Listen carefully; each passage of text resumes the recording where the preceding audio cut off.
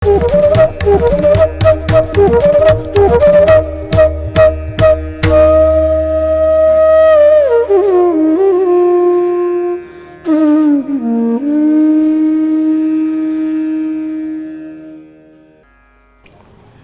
गुरुदेव ध्यान शंकराय नमः। प्रिय दर्शकों नमस्कार, मैं ज्योतिष आचार्य जिगर पर एक बार पूर्ण आप सबका स्वागत करता हूं। और आज मैं बताने वाला हूं कर्क लगन के बारे में। जी हाँ, चंद्रमा का एकमात्र राशि वो है कर्क राशि, लेकिन मेरे जो भी प्रिडिक्शंस रहेंगे वो लगन राशि के आधारित रहेंगे। तो कोई दुविधा में ना पड़िए, कोई कन्फ्यूजन क्रिएट ना करिए। आपको नहीं पता है कि आपकी लगन राशि कौन सी है, आप कुंडली ओपन करिए, सेंटर में जहाँ पर ल लिखा है वो आपकी लगन राशि रहेगी और उन लगन राशि के आधारित मेरे मंथली प्रिडिक्शंस रहते हैं। तो कर्क लगन के लिए जुलाई का ये महीना कैसा था और आने वाला वक्त में कैसा रहेगा, इनका स्वास्थ्य कैसा रहेगा, इनके लिए पैसे का लेन देन कैसा रहेगा, वर्किंग प्रोफेशन के लिए ये महीना, बिजनेसमैन वालों के लिए अटका हुआ पैसा निकलेगा या नहीं, ऐसे अन्य होंगे सवाल जिसका मैं दूंगा जवाब। बातचीत को मैं शुरू करूं उससे पहले करूंगा एक निवेदन, मेरे इस YouTube चैनल को आप ज़्यादा से ज़्यादा लाइक करिए, सब्सक्राइब करिए और अभी तक नोटिफिकेशन बेल को अगर नहीं दबाया है तो तुरंत दबाइए, ताकि जब भी मैं नए वीडियो अपलोड करूं तो उसकी सूचना आपको तुरंत मिल जाए। तो कर्क लगन की मैं बात करने वाला हूं। चंद्रमा का एकमात्र राशि है वो है कर्क राशि और कर्क लगन 1 जुलाई को कर्क लगन के जातकों के लिए 9 ग्रह की परिस्थिति कुछ ऐसी थी। जैसा कि आप देख सकते हैं, लगन के मालिक चंद्रमा 1 जुलाई को ही लगन में ही विराजे थे। आपके 12वें घर में सूर्य बुध की राशि में विराजे है। स्वग्रह ही शुक्र बुध के साथ युति बना करके आपके लाभ स्थान में बैठे हैं वृष राशि में, और आपके 10वें भाव में जहाँ पर मेष राशि विराजी है, मंगल और राहु का अंगारक दोष देखने को मिला है। आपके माँ के घर में केतु और भाग्य स्थान में स्वग्रही गुरु देखने को मिला है। उसके साथ साथ आपके 8वें भाव में शनि जो अभी वक्री चल रहे हैं और 12 तारीख को वक्री अवस्था में ही राशि परिवर्तन करके मकर राशि में विराजेंगे।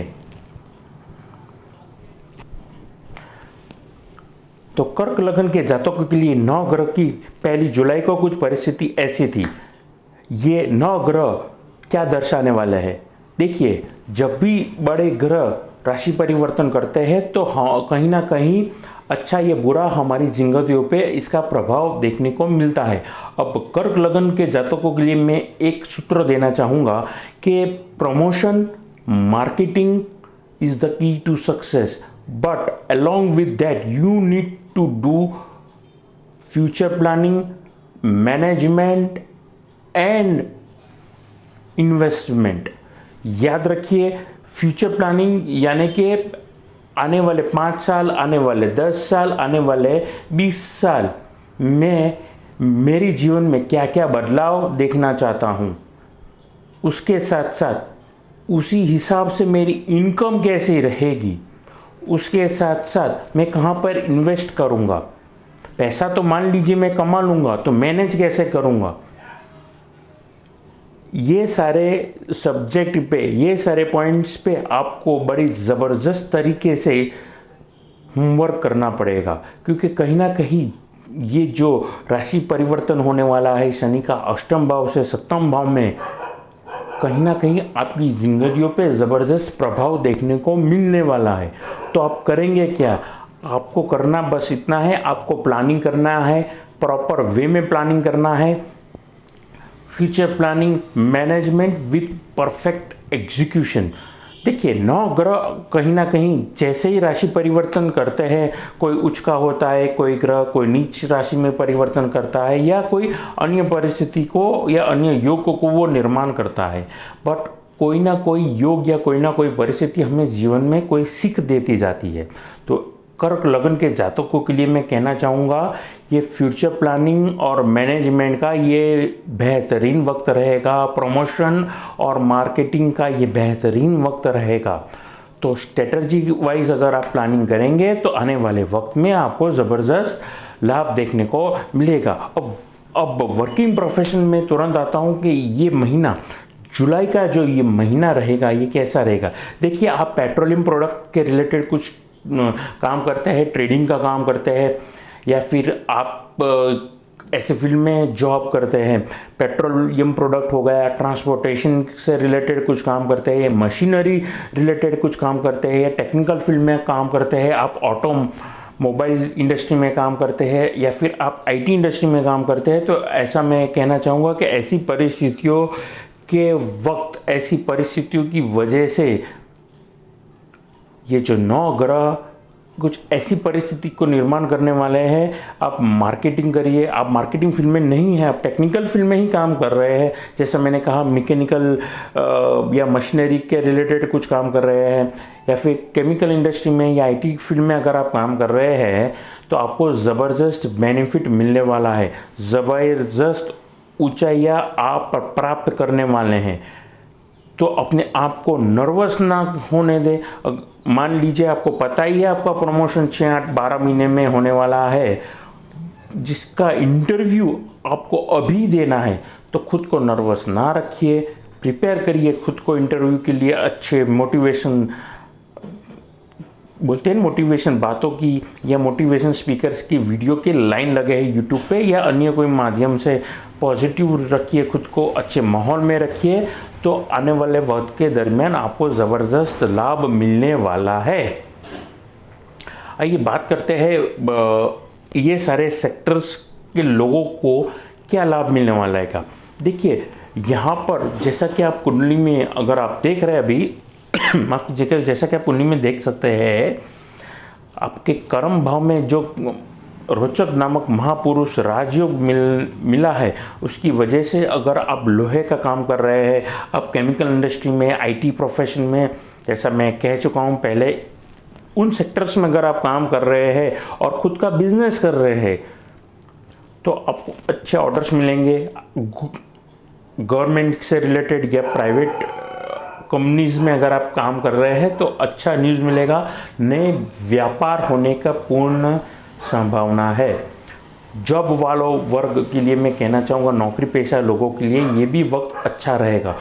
देखिए, वर्किंग प्रोफेशन में अगर आप जॉब करते हैं या आप करते हैं बिजनेस, दोनों ही परिस्थिति में अच्छा काम करेंगे और फ्रूटफुल परिस्थिति को आप निमंत्रण देने वाले हैं और धन लाभ भी अच्छा होने वाला है।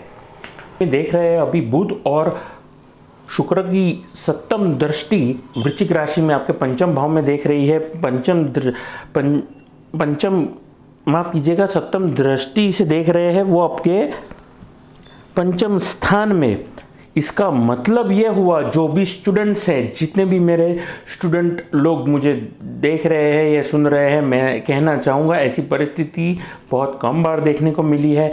तो ऐसी परिस्थितियों में आप मैक्सिमम बेनिफिट उठा सकते हैं। आप जो भी रिजल्ट चाहते हैं वो मिल सकता है। पर्टिकुलरली अगर आप आईलेट से अन्य कोई फॉरेन की पढ़ाई कर रहे हैं, अगर आप मान के चलिए अन्य कोई देश में अभी रह रहे हैं और वहीं से भारत लौटने का आपने निर्णय नहीं किया है, और वहीं से तीसरे देश में अगर आप जाना चाहते हैं, मान के चलिए कोई विद्यार्थी वर्ग है और वो यूके में अभी रह रहा है और वहीं से कुछ अन्य एग्ज़ाम को वो अपीयर करने वाला है और वो ऑस्ट्रेलिया या कनाडा जाना चाहता है, तो ऐसी परिस्थितियों में आप जो भी आपने प्लानिंग किया है वो परफेक्ट एग्जीक्यूशन होगा। आपको बस अपनी एग्ज़ाम या अपनी स्टडीज़ की तरफ फोकस रखना होगा, तो आप लाभदायक परिस्थिति को आप निमंत्रण देंगे। अब हेल्थ पॉइंट ऑफ व्यू से मैं कहना चाहूँगा, देखिए, कर्क लगन के जितने भी जातक है वो मुझे सुन रहे हैं, ऐसी परिस्थितियों में आपका जो स्वास्थ्य रहेगा बिल्कुल निरोगी आप रहेंगे, कोई तकलीफ नहीं रहेगी। हाँ, छोटी मोटी स्वास्थ्य की संबंधित परिस्थिति आप देख सकते हैं, जैसे कि बुखार आ जाना, वायरल इन्फेक्शन या सर्दी या ज़ुकाम, अन्यथा कोई लंबी तकलीफ़ मुझे दिख नहीं रही है। और अगर आप लंबी तकलीफ़ से ही जूझ रहे हैं तो फिक्र ना करिए, आपको स्पीडी रिकवरी देखने को भी मिलेगी। उसके साथ साथ मैं कर्क लगन के जातकों के लिए एक और चीज़ कहना चाहूँगा कि ये जो जुलाई का महीना है आपके लिए नए संबंध, कुंवारे जातकों या जातकिया युवक या युविका के लिए मैं कहना चाहूँगा कि ऐसे वक्त के दरमियान नया रिश्ता होना, अच्छी जगह पे आपके मैरिज फिक्स होना या सगाई होने के पूर्ण परिस्थिति को निमंत्रण दे रहा है। यानी कि ये वक्त बड़ा लाभदायक होगा। अगर आप अपने प्रियजन के लिए कोई लड़की ढूंढ रहे हैं या लड़का ढूंढ रहे हैं तो आपके लिए ऐसे वक्त के दरमियान अच्छी परिस्थिति होगी और मन चाहे रिश्ता मिल सकता है। तो ऐसी रहेगी नौ ग्रह की परिस्थिति कर्क लगन के जातकों के लिए।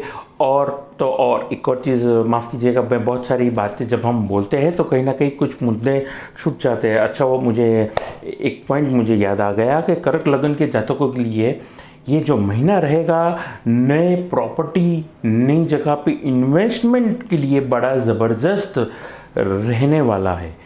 तो सोच समझ करके आपको इन्वेस्ट करना रहेगा और सोच समझ करके आप प्रॉपर्टी लीजिए।